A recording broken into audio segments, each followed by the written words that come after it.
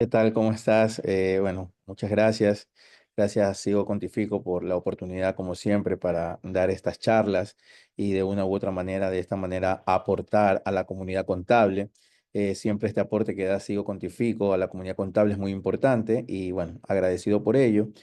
Y bueno, vamos a revisar el día de hoy temas relevantes relacionados con actualización tributaria 2025, referente principalmente a ciertas resoluciones emitidas por el ente de control tributario, el Servicio de Rentas Internas, y algunos temas que fueron emitidos a fin de año 2024 y que tienen aplicación en el año 2025, ¿no?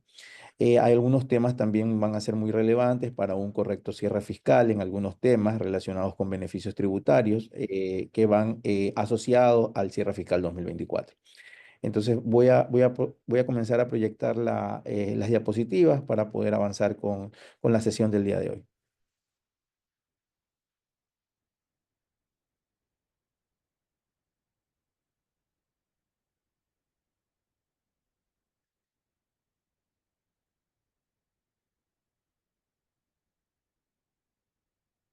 ¿Me comentas, por favor, si se ve la Sí, diapositiva? ahí ya Ya. estamos viendo. Ok, muchas gracias. Bueno, nuevamente muchas gracias a todo el auditorio que está el día de hoy. Espero que lo que vamos a revisar cumpla las expectativas y sea de ayuda para cada uno de ustedes en lo que tiene que ver con temas tributarios para este año 2025.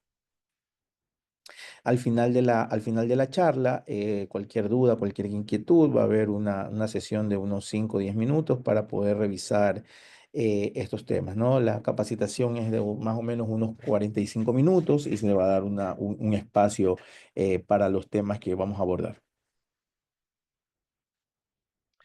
En el año 2024, finales del año 2024, el 9 de diciembre del 2024, fue emitido la ley de alivio financiero por parte del gobierno ecuatoriano, una norma que lo que buscó fue de una u otra manera remediar todo el impacto económico que había tenido la crisis energética que había tenido nuestro país, ¿no? La cual lo vivimos en general, ¿no? Todas las ciudades de nuestro país, ¿no? Entonces, el gobierno ecuatoriano trató de alguna forma mitigar un poco este contingente y emitió algunas normas, algunas que tienen que ver con temas netamente tributarios, en los cuales iba a ayudar al pueblo, ¿verdad? A minimizar algunos impactos de pagos, específicamente en lo relacionado a la parte económica, que fue lo que más impactó con la crisis energética. Una de estas medidas fue o es la condonación del impuesto a la renta de los años 2022 y 2023 a los negocios populares RIMPE. Tomemos en consideración que los negocios populares RIMPE es un segmento o un grupo de contribuyentes que el monto de ingresos que ellos facturan están dentro de este régimen, ¿no? Es un régimen que inicialmente no era progresivo y que hubo una medida constitucional en donde se derogó esta parte en donde antes las actividades que estaban dentro de este negocio tenían una tarifa fija de $60, lo cual incumplía con un principio constitucional, un principio tributario básico que es el principio de proporcionalidad. Este principio de proporcionalidad lo que buscaba es, como existe en todo el mundo y también existe en nuestra legislación, que el impuesto a la renta debe ser progresivo. Es decir, el que más gana, más paga impuesto a la renta, es decir, más aporta al Estado ecuatoriano. Entonces, esta progresividad es importante para, de una u otra manera, evitar por parte evitar por parte del Estado ecuatoriano impactar sobre medida sobre la clase que menos tiene ingresos en nuestro país. Esto no estaba contemplado de una manera adecuada en nuestra legislación y el régimen RIMPE no tenía una proporcionalidad, tenía una tarifa fija de $60 y esto fue modificado cuando se hizo una revisión de constitucionalidad por parte de la Corte Constitucional, valga la redundancia, y se hizo una modificación a estos límites y se creó un rango. en donde pues, se parte de 0 a 5.000 dólares y termina en un rango hasta 20.000 dólares con una tarifa establecida de 60 dólares, ¿no? Entonces, estos contribuyentes que están dentro de este régimen, con la ley de alivio financiero, pueden, de acuerdo a la disposición general 13ª de esta ley, el Servicio de Rentas Internas va a condonar, ¿verdad?, estas obligaciones tributarias correspondientes a los ejercicios económicos 2022 y 2023, solamente de aquellos contribuyentes que están en el régimen de negocio popular. Esta condonación aplica indistintamente si dichos contribuyentes presentaron o no la declaración correspondiente, solamente para este impuesto, el impuesto a la renta, ¿no? 2022 y 2023. Quienes quieran acogerse a esta condonación, ¿verdad? Ingresan al portal del Servicio de Rentas Internas con su usuario, ¿verdad? Ponen que van a realizar la declaración de impuesto a la renta, sea del año 2022 o sea del año 2023, y le va a generar esta pantalla, ¿no? Nosotros hemos hecho un capture para poderle mostrar, en donde ustedes pueden ver que le hacen unas preguntas, ¿no? Entonces, primero, una de las preguntas es, ¿desea acogerse a la condonación del pago de los 60 dólares de régimen RIMPE Negocio Popular? Ustedes le ponen sí y automáticamente, dándole continuidad a los pasos de la plataforma, ustedes van a poder realizar la declaración y condonar el pago respectivo, ¿no? Este es el proceso que se tiene que hacer con la finalidad de poder condonar este impuesto. Algo que también es muy importante, para muchos de los que están en este momento dentro de la capacitación, es que el régimen de microempresa, ¿verdad? Y aquellos que están dentro de este régimen, ¿no? Los contribuyentes régimen emprendedor que hayan cumplido ya 3 periodos fiscales dentro de este régimen, es decir, año 2022, año 2023 y año 2024, se cumplió el tiempo máximo de permanencia. Recordemos que este régimen solamente permite una permanencia de 3 años. ¿Por qué? Porque se considera que este es el tiempo, o bueno, esto está dentro de los considerandos de la creación de este régimen, que un negocio, ¿verdad? Tiene un periodo reconocido como emprendimiento mínimo de 3 años para que luego pueda ser ya conocido, pueda ser determinado como una empresa como tal, ¿no? Mientras tanto, estos primeros 3 años como una especie de emprendimiento. Entonces, lo que buscaba o lo que busca el Estado ecuatoriano a través de este régimen es que el impacto tributario para estos pequeños emprendimientos durante este periodo de tiempo no sea tan elevado. Por eso es que, la tarifa de impuesto a la renta, ¿verdad? Se establecía que hasta un 2% del total de los ingresos generados, que no podían superar los 300.000 dólares, ¿no? Pero si ya nosotros estábamos en el régimen desde el año 2022, el año 2024 era el último año donde se cumplían ya los 3 años de permanecer dentro del régimen. Por ello, aquellos que hayan estado ya 3 años de permanencia dentro del régimen, a partir del 1 de enero del 2025 van a pasar a ser parte del contribuyente régimen general, y por ende debe de hacerse la actualización del RUC. Independientemente de que no se haga o no se realice la actualización del RUC, es importante mencionar de que, por aplicación directa de la normativa tributaria, ya pasan al régimen general, ¿no? Ya dejan de estar en el régimen RIMPE, y esto es importante porque al no realizar esta actualización podría estarse generando una incorrecta tributación para el año 2025, y también podría estarle generando un posible gasto no deducible a la contraparte. Es decir, yo que genero la factura de venta, la contraparte, que es la que recibe este gasto a través de esa factura que yo le estoy emitiendo, podría ser considerado un gasto no deducible al no emitirse las retenciones adecuadas, ¿no? Entonces, el actualizar el RUC, más allá de que, se lo puede hacer, de manera directa, aunque de oficio la administración tributaria lo debería también de realizar al momento que hace la actualización de los catastros. Es obligación del contribuyente hacer esta actualización, y es la obligación del contribuyente, una vez haya superado este plazo máximo de tiempo, pasar al régimen general. Importante este tema para el año 2025. La ley de alivio financiero, dentro de sus disposiciones, específicamente en la disposición transitoria número 3, eh, generó una eliminación de obligaciones tributarias. ¿En qué se basa? El director del Servicio de Rentas Internas, de modo facultativo, los prefectos y alcaldes declararán extintas las obligaciones tributarias que, sumadas, no superen por cada contribuyente un salario básico unificado para el año 2024 que estaba establecido en $460, ¿no?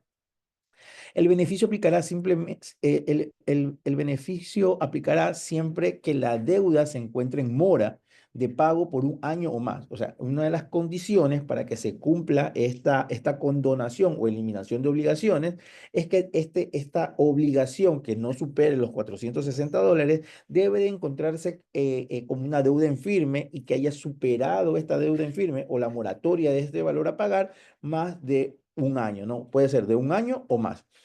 Y si se demuestra que la administración tributaria ya ha efectuado alguna acción de cobro o acción coactiva, es decir, ya ha iniciado la administración tributaria algún tipo de acción, ¿no? En este caso, una acción de cobro o ya existe una acción coactiva, ¿no? La administración tributaria ya emitió una resolución relacionado a este tema, en donde ya sacó el detalle de todos los contribuyentes que aplicarían, ¿verdad?, esta eliminación de deudas. Yo los invito a revisar esta resolución. Es la resolución descrita aquí, la DNRRASC 24, número 1, en la cual se declara la extinción de estas obligaciones tributarias.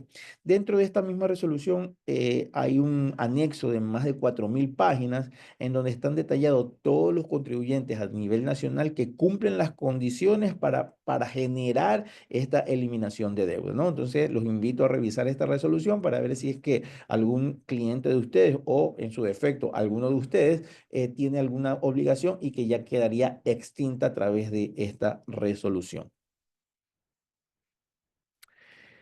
Otro tema importante que está dentro de de la ley de alivio financiero es lo que tiene que ver con las obligaciones fiscales que están pendientes con el Servicio de Rentas Internas.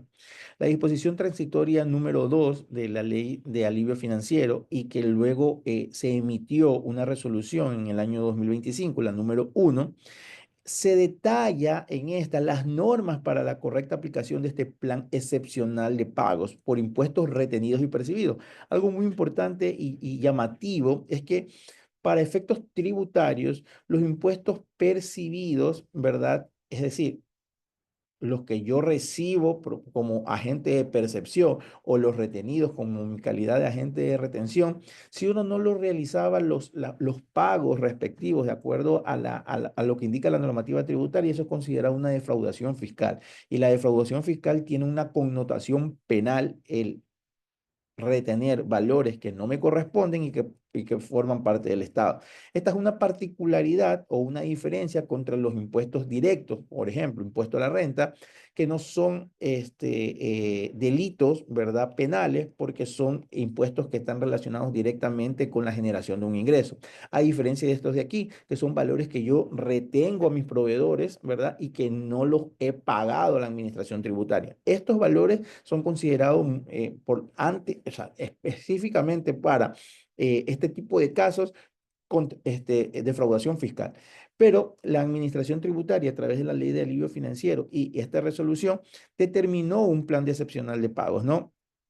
Esto tiene que ver con todas aquellas deudas que se mantenga, que mantengan los contribuyentes a una fecha de corte específica, ¿verdad? Con la finalidad de que todos estos valores retenidos o percibidos que no hayan sido pagados a la administración tributaria, me da la oportunidad a partir de la promulgación de la ley de alivio financiero por el término de 60 días, es decir, con una fecha tope de hasta el 7 de febrero del 2025 de poder acceder a este plan excepcional de pagos.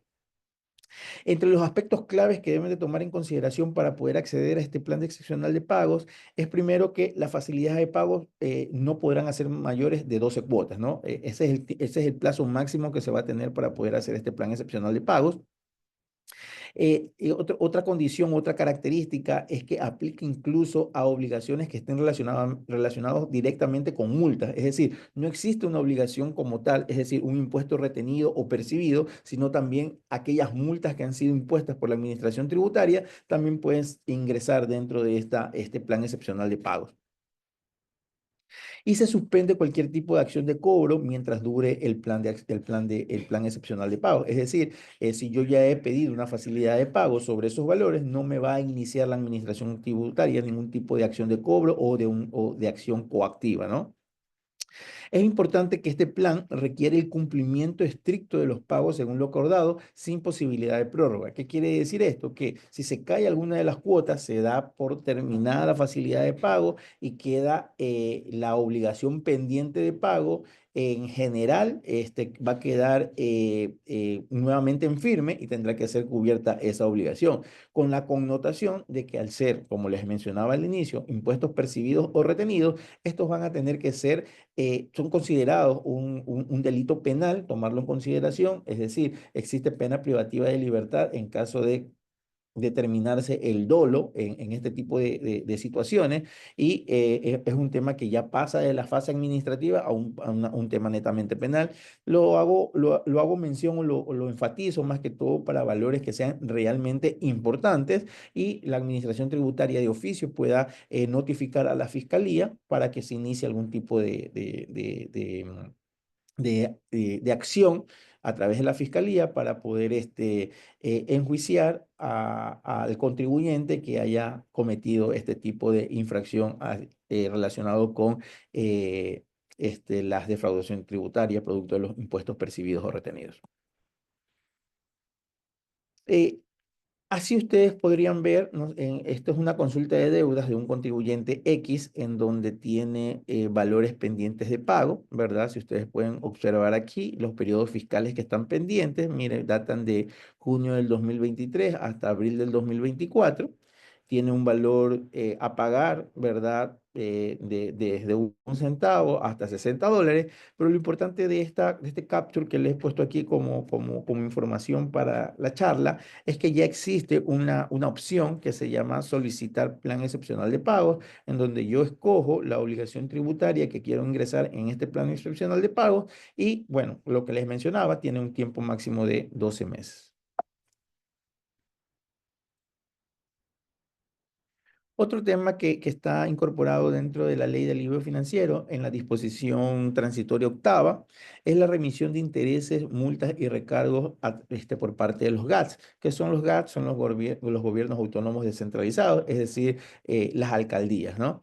En este caso, lo que indica la norma es que se remitirá el 100% de los intereses, multas, recargos, costas y todos los accesorios derivados de los tributos cuya administración y recaudación corresponda a los gobiernos autónomos descentralizados, así como a sus empresas amparadas en la Ley Orgánica de Empresas Públicas, agencias, instituciones y entidades adscritas, incluso respecto al impuesto al rodaje. Esto es importante. El impuesto al rodaje también está inmerso dentro de este plan de remisión siempre y cuando los contribuyentes realicen el pago total o parcial de dichas obligaciones hasta el 30 de junio del 2025. Punto importante, debe de ser esta remisión, o mejor dicho, esta remisión aplica hasta el 30 de junio del 2025. Si yo no me acojo hasta esa fecha y no hago el pago de la obligación principal, remitiéndome o exonerando el pago, condonando el pago de intereses, multas y recargos,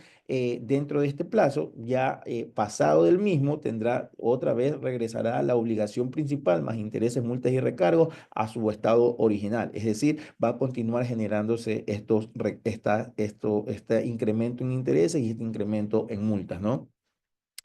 Si antes de la entrada en vigencia de esta ley el contribuyente realizó pagos, tema importante, si ya el contribuyente ha realizado pagos que sumados equivalgan al capital de la obligación, quedarán remitidos los intereses, multas y recargos restantes. Para ejemplificar, si ustedes tenían una deuda de $500, por ejemplo, pero con multas, recargos e intereses se ha generado $400 adicionales, es decir, su deuda ahora es de $900, pero ustedes en el tiempo han ido realizando abonos a esa deuda y esos abonos ya cubren los que se hayan realizado en un periodo determinado X hasta antes de la emisión de la ley de alivio financiero, que fue el 8 de diciembre del 9 de diciembre del 2024. Si esos valores que yo he realizado como un pago previo suman o es igual o llegare al valor del capital, eso va a ser imputado directamente al capital. ¿Qué pasa si yo he pagado $500? Ya no tengo ningún tipo de deuda, más allá de que antes esos valores siempre fueron, como dice la norma tributaria, primero se imputa al interés y luego a la multa y por último al capital. Entonces, para estos casos, esos valores previos que ya hayan sido cancelados, se va a olvidar que esos valores fueron aplicados a interés multa y se va a aplicar directamente al capital y por ende ya no se tendría una deuda. Y en el caso de que yo haya pagado $600, ¿verdad? De todos estos pagos anticipados, más allá de que la deuda era de 900, esos $100 no puedo pedir solicitud de devolución, ya quedan como un pago realizado relacionado a esa obligación. Un tema muy importante que debe tomarse en consideración. Si ustedes tienen algún tipo de obligación pendiente de pago ante algún un gobierno autónomo descentralizado, creo que es un tema muy importante a ser revisado. Es más, ya algunos municipios ya han sacado norma supletoria al respecto a través de resoluciones para la correcta aplicación de esta remisión.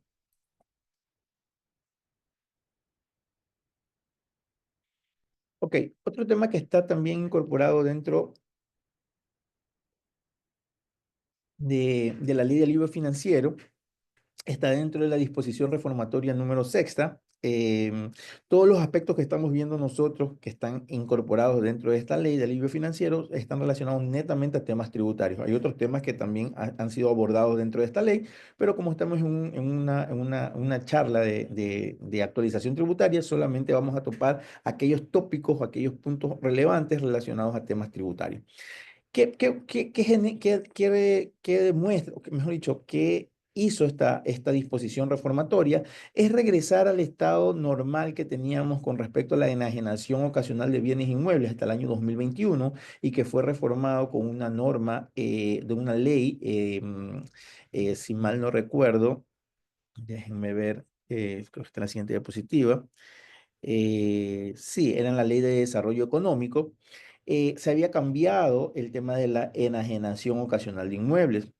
Recordemos que la enajenación ocasional de inmuebles hasta el año 2021 era de que en cualquier tipo de enajenación ocasional de bienes inmuebles, la disposición era que sería aplicable hasta por dos enajenaciones por año para que sea considerado como un ingreso exento, tema que fue cambiado a partir del año 2022 por la disposición que está del lado izquierdo de la diapositiva, en donde indicaba que los ingresos generados por la enajenación ocasional de inmuebles realizados por personas naturales, solamente hablaba de personas naturales, siempre que se trata de inmuebles destinados a vivienda, incluyendo sus bienes accesorios como parqueos, bodegas y similares y terrenos.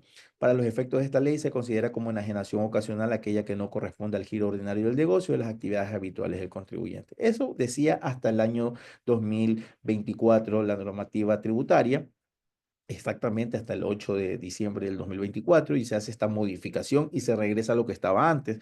Ahora dice lo mismo que indicaba hasta el año 2021, y es que los ingresos generados por enajenación ocasional de inmuebles de personas jurídicas o naturales, esta disposición será aplicable hasta por dos enajenaciones por año.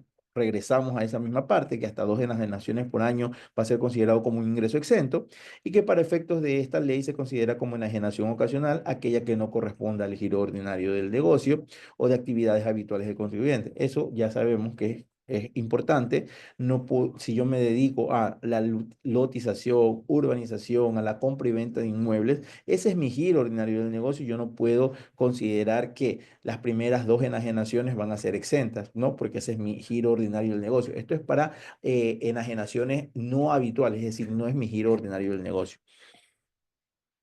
De manera complementaria, se eliminó asimismo la disposición transitoria decimoquinta que iba relacionado a este mismo tema de la enajenación ocasional de inmuebles y que, bueno, yo creo que es un tema positivo, más que todo porque en el gobierno del señor Guillermo Lazo se incorporó esta normativa que de una u otra manera hizo que se desacelere bastante en la parte de construcción, ¿verdad?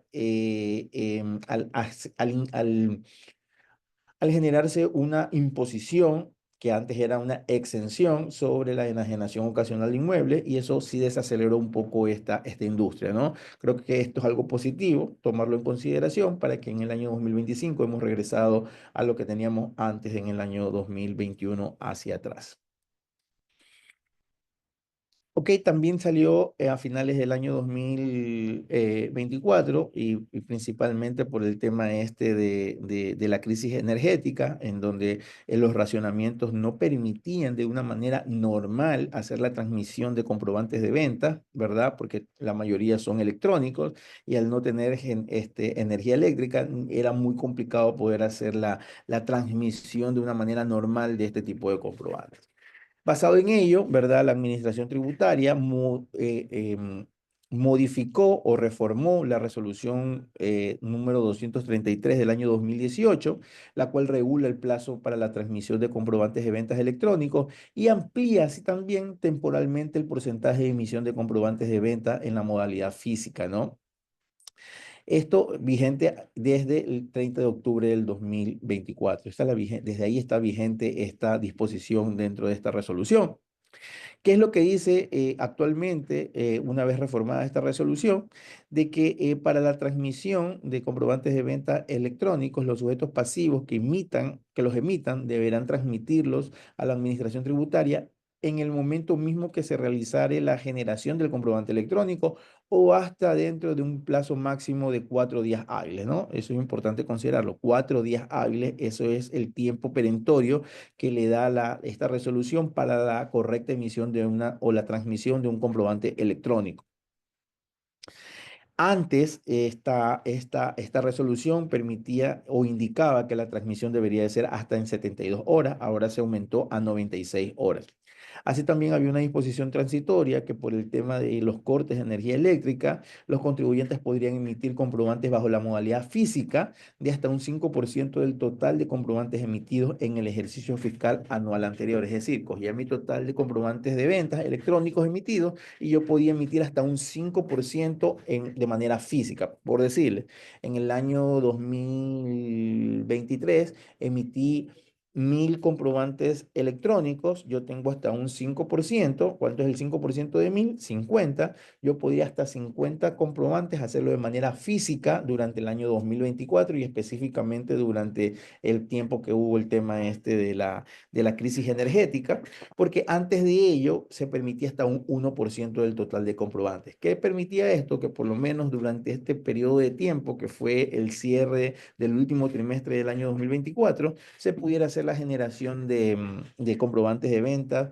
de forma física para poder de una manera u otra amainar un poco el impacto del tema de la crisis energética que no permitía hacer la impresión de comprobantes electrónicos o la emisión y transmisión de comprobantes electrónicos. Otro tema que ya se lo está realizando, que es durante el año, durante todo el mes de enero, que es la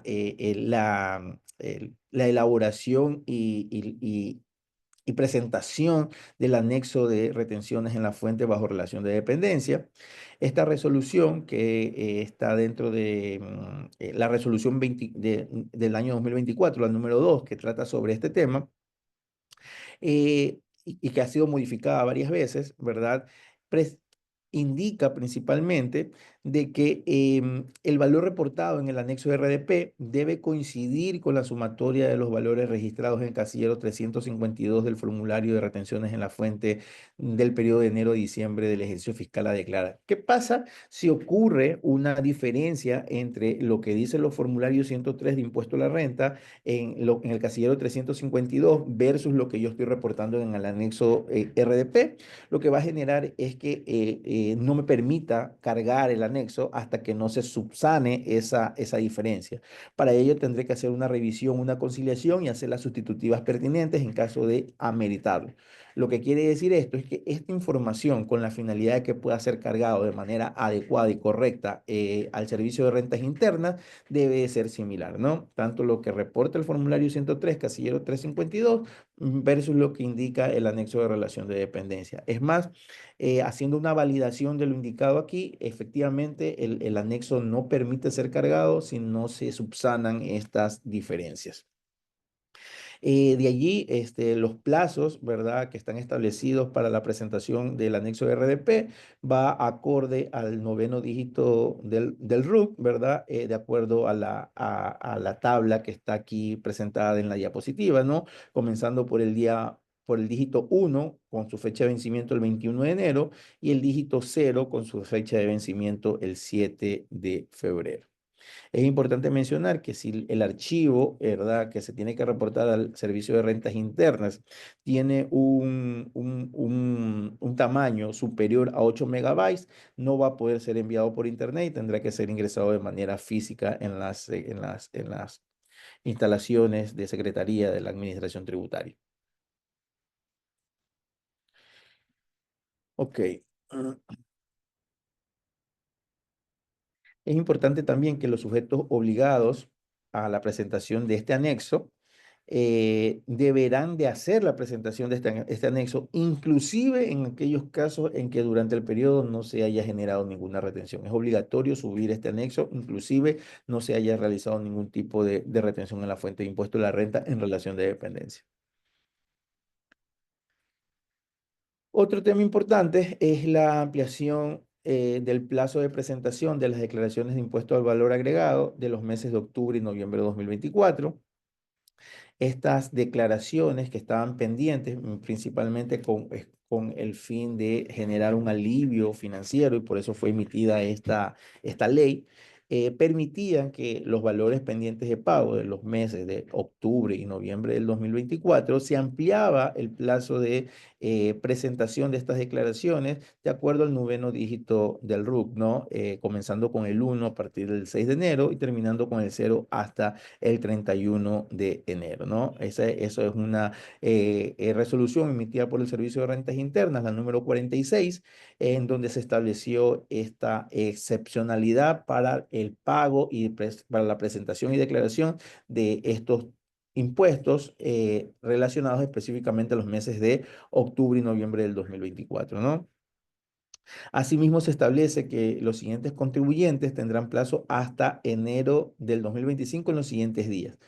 Los contribuyentes especiales hasta el 11 de enero del 2025, los agentes de percepción de IVA no residentes, prestadores de servicios digitales hasta el 15 de enero, las instituciones y empresas públicas hasta el 20 de enero y los que tengan como domicilio principal Galápagos hasta el 28 de enero. Estas son disposiciones específicas con respecto a este tipo de contribuyentes. Eh, Recordar que cuando estuvimos en toda la crisis energética, hubo un decreto ejecutivo por parte del gobierno nacional del señor Daniel Noboa, específicamente el decreto ejecutivo número 411, en el cual indicaba que desde el 4 de octubre, desde el 4 de octubre hasta el 31 de diciembre del 2024, se reducía la tarifa de IVA de 15% a 0% en todo lo que tenía que ver a la importación y venta de lo que es generadores para subsanar toda la crisis energética que teníamos en el último trimestre del año 2024, ¿no? ¿Qué quiere decir esto? Y para las personas o si están asesorando a alguna empresa que se haya dedicado a la importación y luego comercialización de estos productos que de una u otra manera ayudaron dentro de la crisis energética, tomar en consideración que a partir del 1 de enero del 2025 regresaba estos productos a tener la tarifa de 15%, ¿no? Entonces, solamente en el espacio de tiempo del 4 de octubre al 31 de diciembre del 2024 hubo esta tarifa diferenciada en donde su tarifa ya no era del 15%, sino del 0%. La primera circular, perdón, del año 2025, emitida por el Servicio de Rentas Internas, tiene que ver con la compensación económica por guarderías.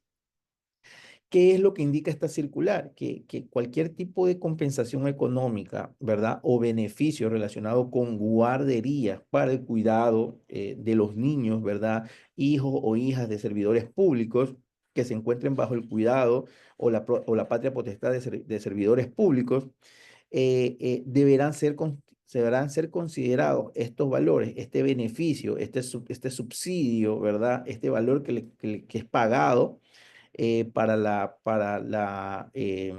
cuidado de los niños deberá ser considerado como un ingreso gravado para el cálculo del impuesto a la renta, debido a que no existe una exención, de acuerdo al artículo 9 de la Ley de Régimen Tributario Interno, para este tipo de ingresos.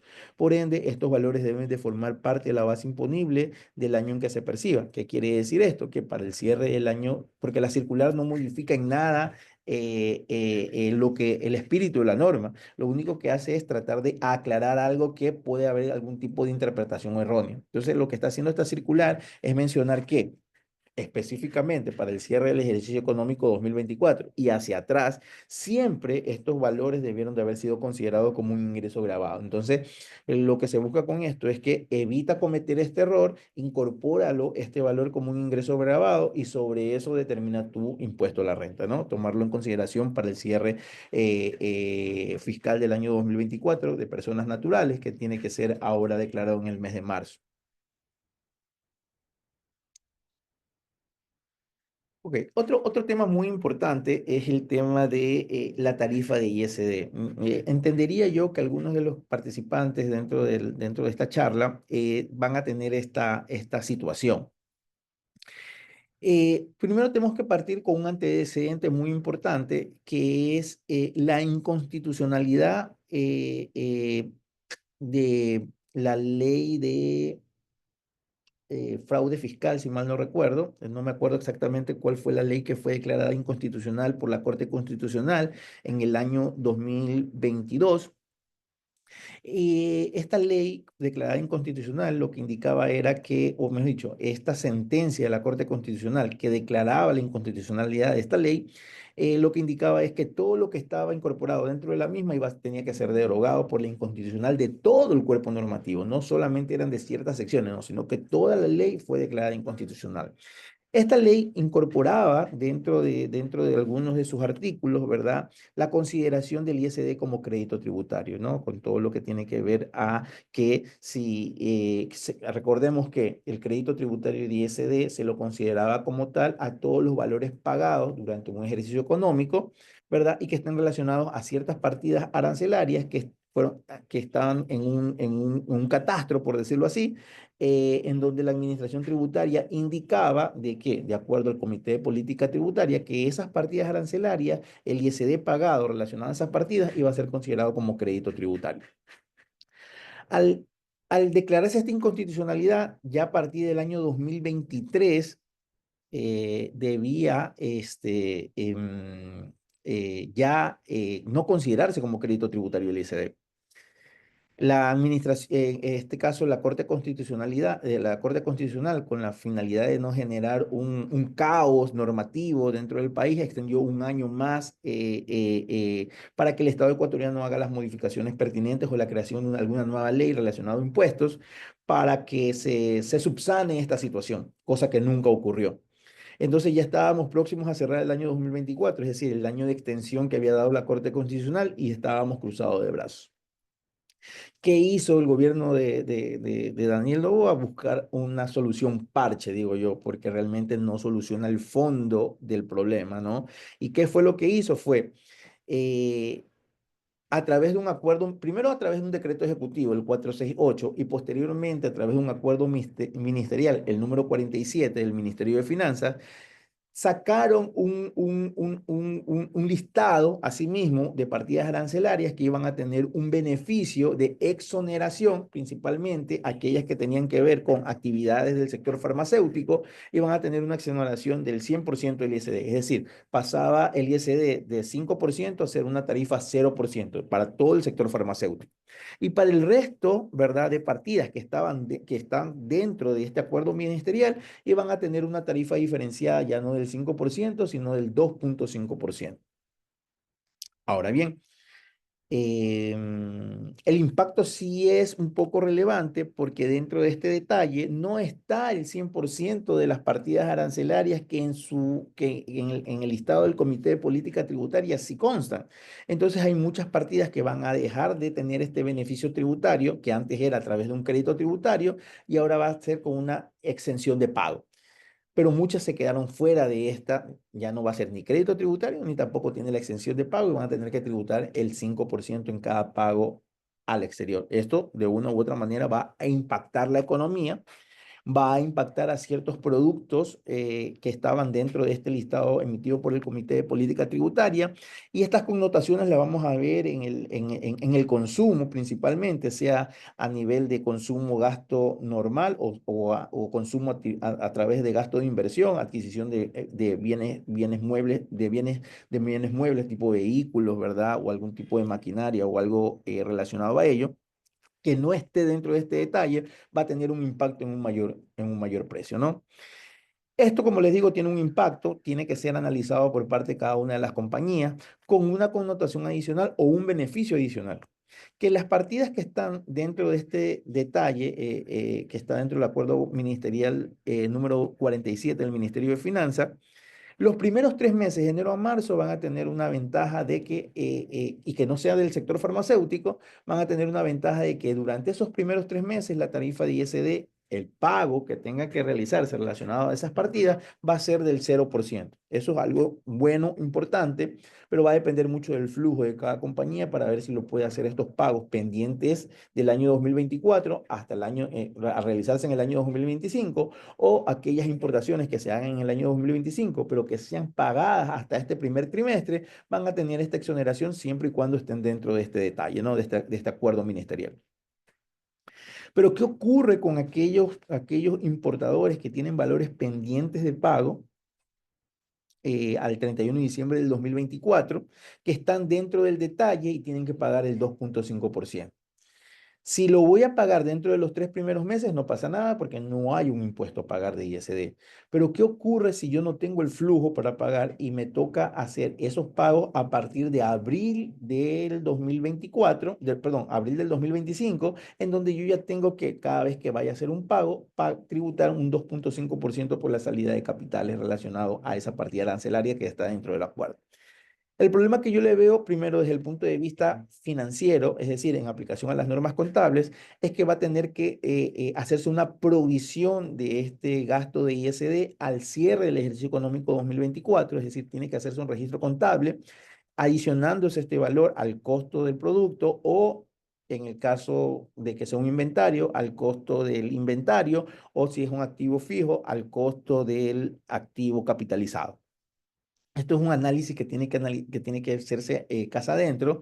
Les hago toda esta explicación para que ustedes lo puedan evaluar. Es un tema económico importante, es un tema de provisión importante, porque si yo no lo dejo provisionado en el 2024 y lo voy a registrar en el 2025, puedo caer en una no deducibilidad en caso de algún tipo de revisión por parte de la administración tributaria. Bueno, todo este problema lo generó el Estado ecuatoriano al no haber puesto atención a esta inconstitucionalidad, ¿verdad? Declarada por la Corte Constitucional, y nos ha generado un problema, ¿no? Un problema que se transforma en flujo, un problema que se transforma en registro contable, un problema que se transforma en no tener un derecho a un crédito tributario que antes sí estaba. Entonces, les dejo este análisis para que ustedes lo puedan revisar internamente. Y si se lo quiere profundizar, con mucho gusto tienen nuestra información, nos pueden localizar y podemos darle algún tipo de asesoría al respecto. Ok, aquí hay algunas normas para la aplicación de las deducciones adicionales por beneficios tributarios, que esto cabe tanto para el año 2024 como para el año 2025, pues deben de tomarlo en consideración para el cierre que estamos teniendo ahora en el año 2024, ¿verdad? Esto está contemplado dentro de la resolución, o mejor dicho, se aclara o se da se explica de mejor manera las condiciones para acogerse a estos beneficios tributarios dentro de la resolución número 40 del año 2024, ¿no? Aquí hemos dejado una tabla, ¿verdad? En donde de manera referencial se menciona cuál es la norma en la primera columna, que estamos hablando de dos normas: la Ley de Eficiencia Económica y Generación de Empleo, una, y la otra, la Ley Orgánica para Impulsar la Economía Violeta, ¿no? Entonces, cuando uno tenga un tipo de contratación de personas entre 18 a 29 años, yo voy a tener un porcentaje de deducción adicional del 50% a nivel de conciliación tributaria. Es decir, si pagué $1,000 por un empleado que yo lo tuve dentro de mi nómina, que cumpla este rango de edad de 18 a 29 años, yo en mi conciliación tributaria, aparte de los $1,000 que me lo puedo poner como un gasto deducible que baja mi base imponible, yo también voy a tener $500 adicionales, porque es el 50% adicional, para poder tomar esta deducción a nivel de conciliación tributaria. Lo mismo ocurre con los demás beneficios detallados dentro de esta tabla. Es una tabla muy didáctica, ¿verdad? Esta inicial, pero la que es más importante es la tabla que yo les voy a compartir. Esta información se las va a remitir el personal de Sigo Contifico a todos los participantes de esta charla, ¿no? En la siguiente diapositiva ustedes van a tener todas las referencias normativas, el tipo de trabajador, el tipo de beneficio que voy a tener, cuál es la base para tomarme esta deducción, los criterios para realizar el cálculo, aquellas consideraciones especiales dentro del cálculo, algunas deducciones adicionales que se puedan aplicar dentro de la misma y cuáles son los requisitos individuales o los requisitos especiales para poder aplicar adecuadamente estos beneficios. Entonces, esta tabla es muy ilustrativa, se las dejo, se las comparto para que ustedes la puedan aplicar y en caso de alguna duda o alguna inquietud por tema tiempo, no la vamos a poder ver al detalle, pero queda allí para que ustedes lo puedan revisar. Y si tienen alguna duda, alguna inquietud, nos pueden hacer las consultas respectivas a través de cualquiera de nuestros canales de consulta. Y por último tenemos una disposición que recién salió, es la circular número 2, como les digo, las circulares no tienen un carácter de regular algo en específico, ¿no? Sino tienen un enfoque más interpretativo, como que aclararme algo que ya está dentro de la norma, que por lo general no tiene una claridad su interpretación o su análisis, ¿no?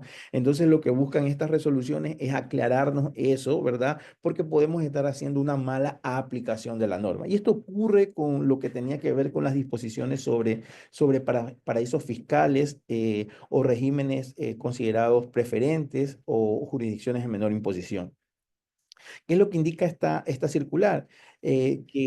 Lo que especificaba antes la circular del año 2012, ¿verdad? La número 13, es que para considerar, ¿verdad? Algunos regímenes fiscales preferentes, eh, eh, lo que hacía nuestra normativa ecuatoriana es que teníamos que tomar ciertas condiciones, ¿no? Y es más, nos detallaba aquellas jurisdicciones o regímenes preferentes que eran considerados como paraísos fiscales. Teníamos detallado más allá de como 84, 88 paraísos fiscales. Sin embargo, lo que dice la norma ahora, lo que dice la circular es que nosotros debemos de apegarnos a lo que indica el segundo artículo enumerado después del artículo 4 de la Ley de Régimen Tributario Interno, en el cual nos da ciertas condiciones, ¿no? Lo que nos indica este artículo enumerado después del 4 es que para ser considerado un paraíso fiscal, aquellos regímenes o jurisdicciones de menor imposición deben de cumplir al menos dos de las siguientes tres condiciones, ¿no? La norma nos da estas tres condiciones, pero si yo cumplo dos de estas tres, yo ya debo de ser considerado como un paraíso fiscal. ¿Cuál es la primera condición? Es tener una tasa efectiva de impuesto a la renta o impuestos de naturaleza idéntica o análoga inferior a un 60% a lo que corresponda en el Ecuador dicha tarifa. ¿Qué es lo que quiere decir? Nuestra tarifa general de impuesto a la renta es el 25%. El 60% el 60% de ese 25% es una tarifa del 15%. ¿Qué quiere decir esto? Que cualquier tipo de jurisdicción de menor imposición o régimen preferente con la cual tengamos algún tipo de negociación o transacción y el impuesto a la renta ya es menor al 15%, que es el 60% del 25%, es considerado ya un régimen preferente, independientemente de los ya detallados dentro de la circular, que ahora va a quedar derogada, porque lo que indica esta circular es que ya no nos debemos acoger a lo que dice esa circular, sino que debemos aplicar directamente lo que indica este artículo enumerado, el artículo segundo de este artículo enumerado después del 4, ¿no? La segunda condición es que permitir que el ejercicio de actividades económicas, financieras, productivas o comerciales no se desarrolle sustancialmente dentro de la respectiva jurisdicción o régimen con el fin de acogerse a beneficios tributarios propios a la jurisdicción o régimen. O sea, esto es cuando yo estoy haciendo algún tipo de simulación, ¿no? De que realmente esa actividad no se está desarrollando allí y sea detectado. Si yo cumplo una de estas condiciones, ¿verdad? Dos de estas tres condiciones, ya soy considerado un régimen preferente. Y la última es ausencia de un efectivo intercambio de información Actualmente existen algunos países todavía con los cuales no tenemos un efectivo intercambio de información, pero si esta condición no se cumple, también va a ser considerado un régimen preferente o paraíso fiscal. En conclusión, lo que indica esta circular es que ya no nos debemos de apegar al listado, que si bien es referencial, porque estos países o estas jurisdicciones efectivamente no cumplen con dos de estas tres condiciones, pero esto es un análisis que lo ha hecho la Administración Tributaria.